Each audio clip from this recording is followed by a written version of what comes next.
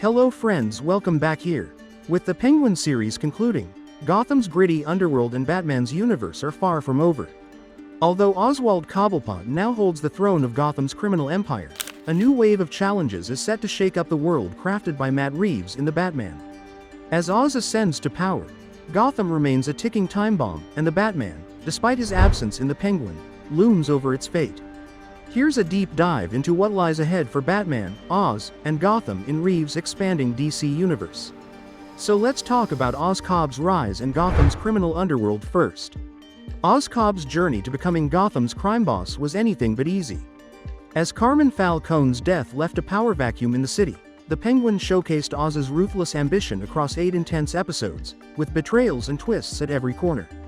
By the series finale, Oz has clawed his way to the top, filling Gotham's underworld with a new, more volatile ruler. The show concludes with a promising setup for Oz's future in Gotham's brewing chaos. However, Oz's control over Gotham's crime world is only one piece of the puzzle.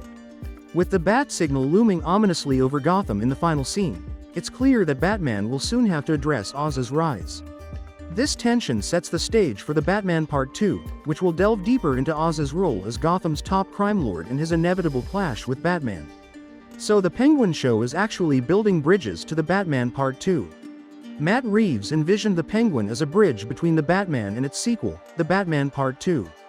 Though specific plot details for the Batman Part 2 remain under wraps, the show has provided clues about Batman's journey.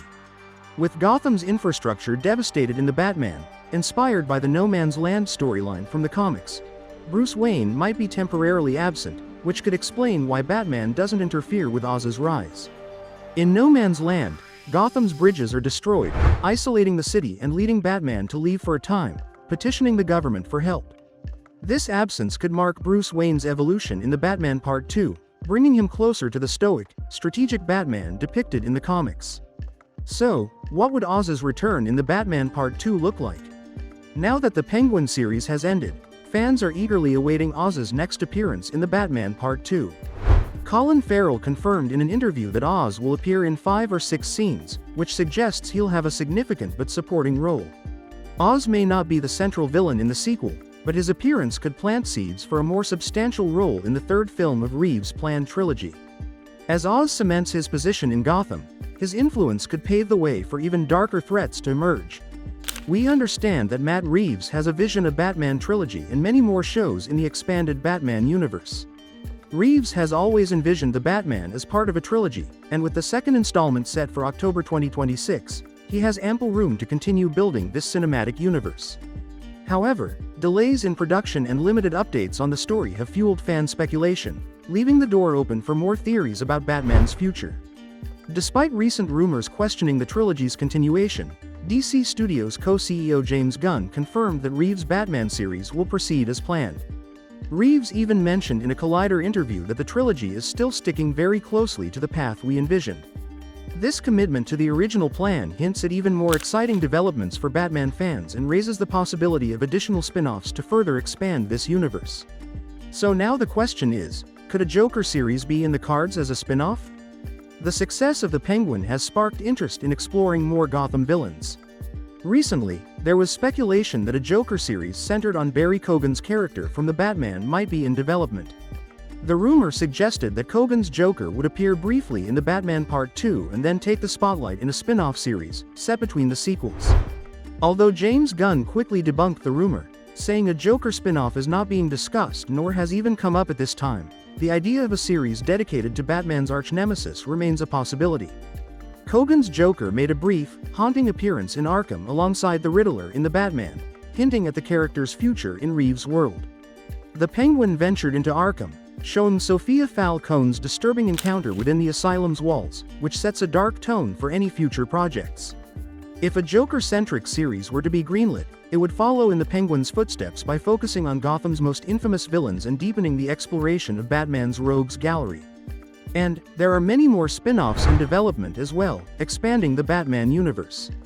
Apart from the Penguin, Reeves has other ideas in the pipeline to expand the Batman world on television. 2 previous spin-offs, one centered on the Gotham Police Department and another on Arkham Asylum, were reportedly in development but later shelved. Despite this, Reeves has hinted that other projects are still under consideration.